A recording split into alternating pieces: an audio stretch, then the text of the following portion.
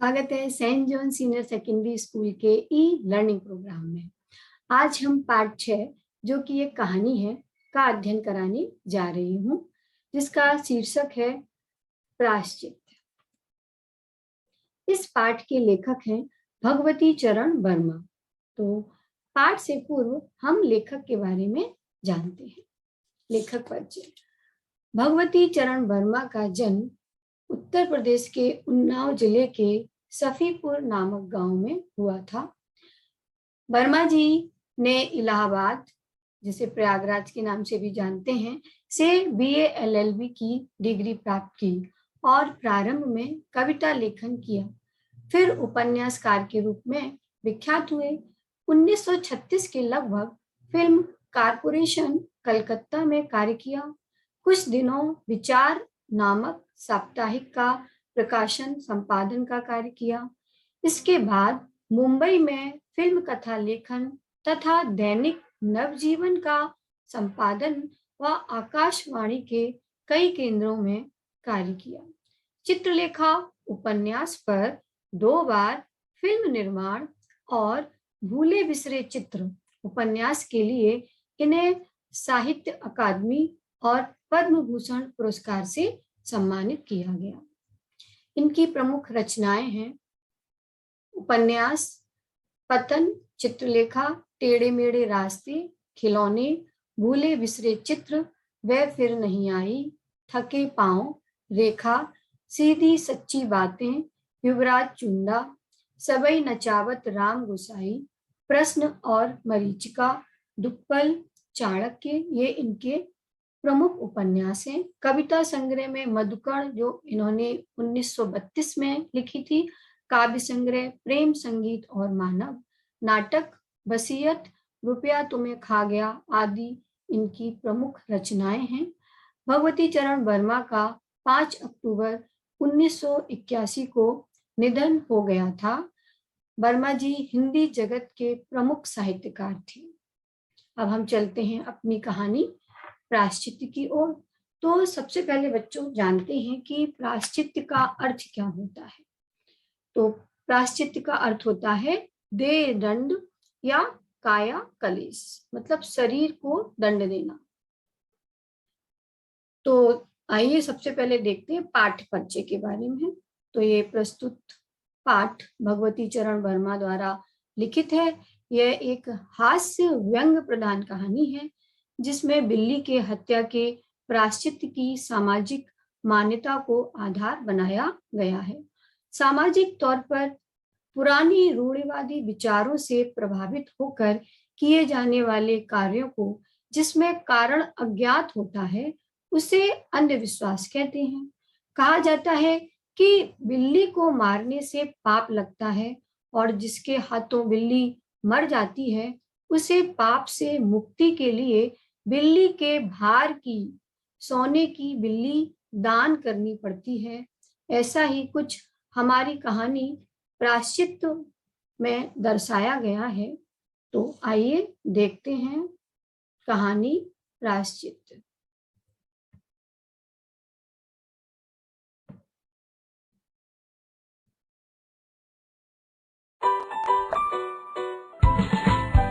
अगर कबरी बिल्ली घर भर में किसी से प्रेम करती थी तो रामू की बहू से, और अगर रामू की बहू घर भर में किसी से घृणा करती थी तो कबरी बिल्ली से। रामू की बहू 2 महीने हुए मायके से प्रथम बार ससुराल आई थी। पति की प्यारी और सास की दुलारी। भंडार घर की चाबी उसकी करधनी में लटकने लगी। नौकरों पर उसका हुक्म चलने लगा और रामू की बहू घर भर में सब कुछ। सास जी ने माला ली और पूजा पाठ में मन लगाया। बहू ठहरी बालिका जैसी, कभी भंडार घर खुला है तो कभी भंडार घर में बैठे बैठे सो गई। कबरी बिल्ली को मौका मिला, घी दूध पर अब वह जुट गई। रामू की बहू की जान आफत में, कबरी बिल्ली के छक्के पंजे। रामू की बहू हाड़ी में घी रखते रखते नींद में झूमने लगी और बचा हुआ घी कबरी के पेट में। रामू की बहू दूध ढककर मिसरानी को जिन्स देने गई और दूध नदारद। अगर बात यहीं तक रह जाती तो भी बुरा न था। कबरी रामू की बहू से कुछ ऐसा बरच गई थी कि रामू की बहू के लिए खाना पीना दुश्वार। रामू की बहू के कमरे में रबड़ी से भरी कटोरी रखी और रामू जब तक आए तब तक कटोरी साफ चटी हुई। बाजार से मलाई आई, जब तक रामू की बहू ने पान लगाया बालाई गायब। रामू की बहू ने तय कर लिया कि या तो वही घर में रहेगी या फिर कबरी बिल्ली ही। मोर्चा बंदी हो गई, दोनों सतर्क। बिल्ली फंसाने का कटघरा आया। उसमें दूध, मलाई, चूहे और भी बिल्ली को स्वादिष्ट लगने वाले विविध प्रकार के व्यंजन रखे गए। लेकिन बिल्ली ने उधर निगाह तक नहीं डाली। इधर कबरी ने सरगर्मी दिखलाई। अभी तक तो वो रामू की बहू से डरती थी, पर अब साथ लग गई, लेकिन इतने फासले पर कि रामू की बहू उस पर हाथ ना लगा सकी। कबरी के हौसले बढ़ जाने से रामू की बहू को घर में रहना मुश्किल हो गया। उसे मिलती थी सास की मीठी झिड़कियां और पतिदेव को मिलता था रूखा सूखा भोजन। एक दिन रामू की बहू ने रामू के लिए खीर बनाई। पिस्ता, बादाम, मखाने और तरह तरह के मेवे दूध में औटाए गए। सोने का वर्क चिपकाया गया और खीर से भरकर कटोरा कमरे के ऐसे ऊंचे ताक पर रखा गया जहां बिल्ली ना पहुंच सके। रामू की बहू इसके बाद पान लगाने में लग गई। उधर बिल्ली कमरे में आई। ताक के नीचे खड़े होकर उसने ऊपर कटोरे की ओर देखा। सूंघा, माल अच्छा है। और रामू की बहू पान लगा रही है। पान लगाकर रामू की बहू सास जी को पान देने चली गई और कबरी ने छलांग मारी। पंजा कटोरे में लगा और कटोरा झनझनाहट की आवाज के साथ फर्श पर। आवाज रामू की बहू के कान में पहुंची। सास के सामने पान फेंककर वह दौड़ी। क्या देखती है कि फूल का कटोरा टुकड़े टुकड़े, खीर फर्श पर और बिल्ली डटकर खीर उड़ा रही है। रामू की बहू को देखते ही कबरी चंपत। रामू की बहू पर खून सवार हो गया। ना रहे बांस, ना बजे बांसुरी। रामू की बहू ने कबरी की हत्या पर कमर कस ली। रात भर उसे नींद ना आई। किस दाव से कबरी पर वार किया जाए कि जिंदा ही ना बचे, यही पड़े पड़े सोचती रही। सुबह हुई और वह देखती है कि कबरी देहरी पर बैठी, मतलब दहलीज पर बैठी, बड़े प्रेम से देख रही है। रामू की बहू ने कुछ सोचा। इसके बाद मुस्कुराती हुई उठी। कबरी रामू की बहू के उठते ही खिसक गई। रामू की बहू एक कटोरा दूध कमरे के दरवाजे की देहरी पर रखकर चली गई। हाथ में पाटा लेकर, मतलब पीड़ा लेकर, वह लौटी और देखती है कि कबरी दूध पर जुटी हुई है। मौका हाथ में आ गया। सारा बल लगाकर पाटा उसने बिल्ली पर पटक दिया। कबरी हिली, ना डुली, ना चीखी, ना चिल्लाई, बस एकदम उलट गई। आवाज जो हुई तो मेहरी झाड़ू छोड़कर, मिसरानी रसोई छोड़कर और सास पूजा छोड़कर घटनास्थल पर उपस्थित हो गई। रामू की बहू सिर झुकाए हुए अपराधिनी की भांति सुन रही है। महरी बोली, अरे राम, बिल्ली तो मर गई माँ जी, बिल्ली की हत्या बहू से हो गई, ये तो बुरा हुआ। मिसरानी बोली, माँ जी, बिल्ली की हत्या और आदमी की हत्या बराबर है। हम तो रसोई ना बनाएंगे जब तक कि बहू के सिर हत्या रहेगी। सास जी बोली, हाँ ठीक ही कहती हो। अब जब तक बहू के सिर से हत्या न उतर जाए तब तक ना कोई पानी पी सकता है, ना खाना खा सकता है। बहू ये क्या कर डाला? महरी ने कहा। फिर क्या हो, कहो तो पंडित जी को बुला लाएं। सास की जान में जान आई। अरे हाँ, जल्दी से दौड़ के पंडित जी को बुला ला। बिल्ली की हत्या की खबर बिजली की तरह पड़ोस में फैल गई। पड़ोस की औरतों का रामू के घर में तांता बंध गया। चारों तरफ से प्रश्नों की बौछार और रामू की बहू सिर झुकाए बैठी। पंडित परम सुख को जब ये खबर मिली, उस समय वह पूजा कर रहे थे। खबर पाते ही वह उठ पड़े। पंडिताइन से मुस्कुराते हुए बोले, भोजन ना बनाना, लाला घासीराम की बेटी की बहू ने बिल्ली मार डाली है। प्रायश्चित होगा, पकवानों पर हाथ लगेगा। पंडित परम सुख पहुंचे और कोरम पूरा हुआ। पंचायत बैठी। सास जी, मिश्रानी, किस्नू की माँ, छन्नू की दादी और पंडित परम सुख।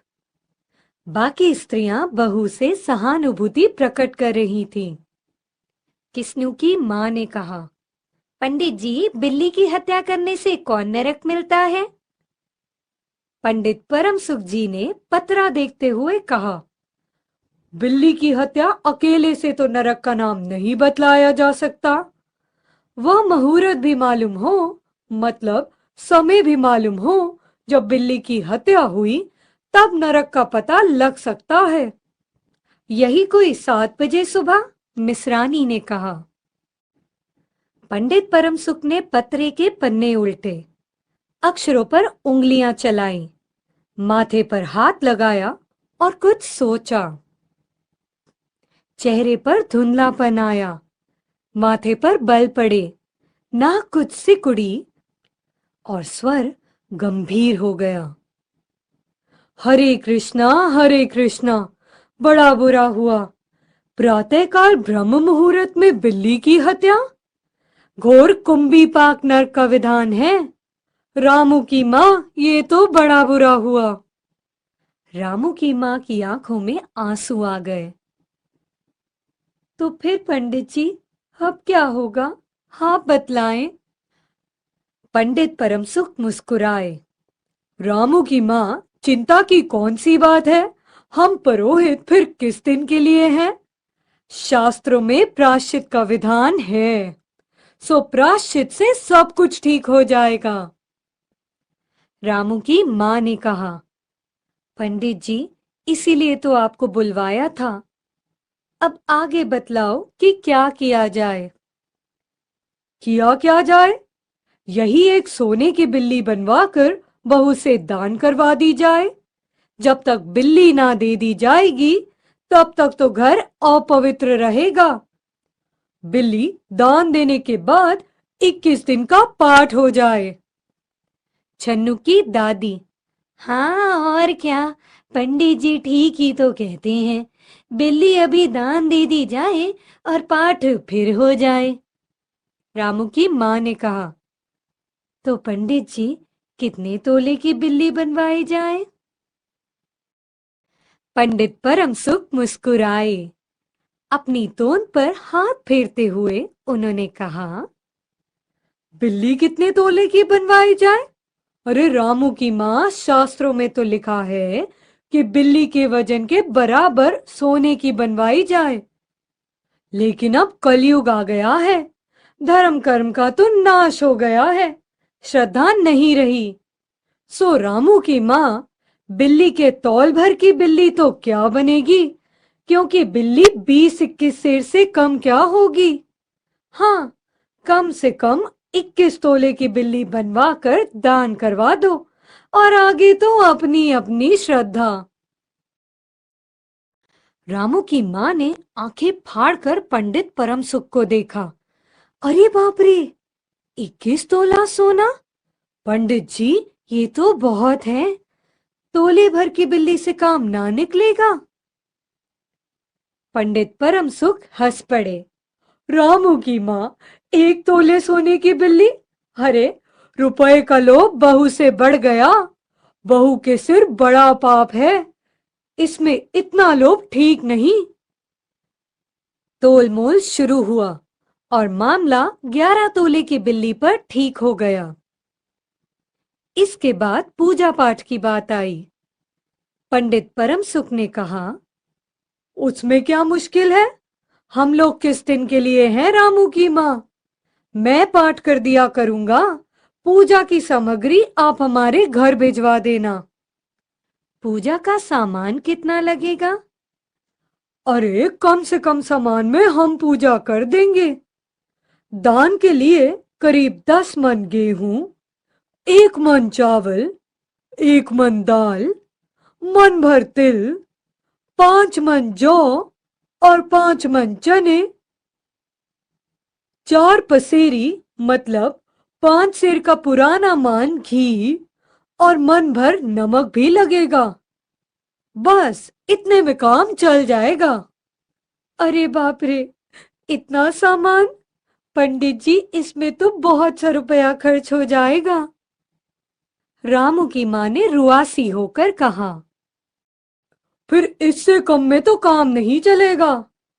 बिल्ली की हत्या कितना बड़ा पाप है रामू की माँ। खर्च को देखते वक्त पहले बहू के पाप को तो देख लो। ये तो प्रायश्चित है, कोई हंसी खेल थोड़े ही है। और जैसी जिसकी मर्यादा, प्रायश्चित में उसे वैसे खर्च भी करना पड़ता है। आप लोग कोई ऐसे वैसे थोड़े हैं। अरे, ये खर्च तो आप लोगों के हाथ की मैल है। पंडित परम सुख की बात से पंच प्रभावित हुए। किस्नू की माँ ने कहा, पंडित जी ठीक ही तो कहते हैं। बिल्ली की हत्या कोई ऐसा वैसा पाप तो है नहीं। बड़े पाप के लिए बड़ा खर्चा भी चाहिए। छन्नू की दादी ने कहा, अरे नहीं तो क्या, दान पुण्य से ही पाप कटते हैं। दान पुण्य में कम खर्ची ठीक नहीं। मिश्रानी ने कहा, और फिर माँ जी, आप लोग बड़े आदमी ठहरे, इतना खर्च कौन आप लोगों को अखरेगा? रामू की माँ ने अपने चारों ओर देखा। सभी पंच पंडित जी के साथ। पंडित परम सुख मुस्कुरा रहे हैं। उन्होंने कहा, रामू की माँ, एक तरफ तो बहू के लिए कुंभी पाक नरक है और दूसरी तरफ तुम्हारे जिम्मे थोड़ा सा खर्चा है, सो उससे मुंह न मोड़ो। एक ठंडी सांस लेते हुए रामू की माँ ने कहा, अब तो जो नाच नचाओगे सो नाचना ही पड़ेगा। पंडित परम सुख कुछ बिगड़ कर बोले, रामू की माँ, यह तो खुशी की बात है। अब तुम्हें अखरता है तो ना करो, मैं चला। इतना कहकर पंडित जी ने पोथी पत्रा बटोरा। अरे पंडित जी, रामू की माँ को कुछ नहीं अखरता। बेचारी को कितना दुख है, बिगड़ो मत। मिश्रानी, छन्नू की दादी और किस्नू की माँ ने एक स्वर में कहा। रामू की माँ ने पंडित जी के पैर पकड़े और पंडित जी ने अब जमकर आसन जमाया। 21 दिन के पाठ के 21 रुपए और 21 दिन तक दोनों बखत 5-5 ब्राह्मणों को भोजन करवाना पड़ेगा। सो इसकी चिंता ना करो, मैं अकेले दोनों समय भोजन कर लूंगा और मेरे अकेले भोजन करने से 5 ब्राह्मणों के भोजन का फल मिल जाएगा। ये तो पंडित जी ठीक कहते हैं। पंडित जी की टोन तो देखो। मिश्रानी ने मुस्कुराते हुए पंडित जी पर व्यंग किया। अच्छा, तो फिर प्रायश्चित का प्रबंध करवाओ रामू की माँ। 11 तोला सोना निकालो, मैं उसकी बिल्ली बनवा लाऊं। 2 घंटे में मैं बनवा कर लौटूंगा। तब तक सब पूजा का प्रबंध कर रखो। और देखो, पूजा के लिए। पंडित जी की बात खत्म नहीं हुई थी कि महरी हांफती हुई कमरे में घुस आई और सब लोग चौंक पड़े। रामू की माँ ने घबरा कर कहा, अरे क्या हुआ रे? महरी ने लड़खड़ाते स्वर में कहा, माँ जी, बिल्ली तो उठकर भाग गई।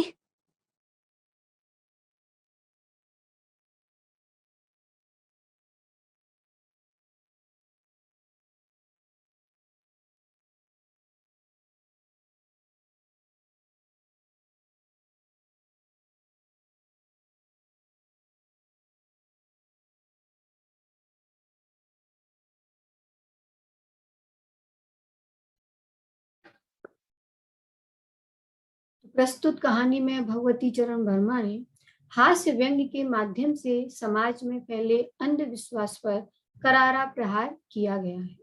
प्रायश्चित्त के नाम पर कुछ लोग भोली भाली जनता को बेवकूफ बनाते हैं। जैसे बिल्ली रास्ता काट गई, अपशकुन हो गया, छत पर कौवा काव काव कर रहा है, अच्छे काम के लिए आप जा रहे हैं, पीछे से किसी ने टोक दिया या आपको आवाज लगा दी, कोई छींक दे, जूते चप्पल उल्टे हो जाएं, तो मानते हैं कि आज किसी से लड़ाई झगड़ा हो सकता है। रात में झाड़ू नहीं लगाते और झाड़ू को खड़ा क्यों नहीं रखते हैं। दुकानों के दरवाजों पर नींबू और हरी मिर्च को एक धागे से बांधकर लटकाया जाता है, जिससे किसी की बुरी नजर नहीं लगे। तो बच्चों, अंधविश्वास दुनिया के कोने कोने में फैले हुए हैं। कभी कभी तो उन्हें संस्कृति की धरोहर का एक हिस्सा मानकर अनमोल समझा जाता है, तो कभी कभी इनमें विज्ञान ढूंढा जाता है।